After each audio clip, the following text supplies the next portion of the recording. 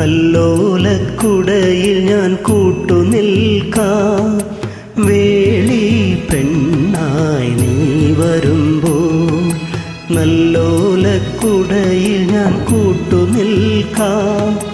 തുളസീദളമായി തിരുമലരടികളിൽ വീണന്നമ്പലപ്പുഴെ ഉണ്ണിക്കണ്ണനോടു നീ എന്തു പരിഭവം മെല്ലയോടി വന്നു.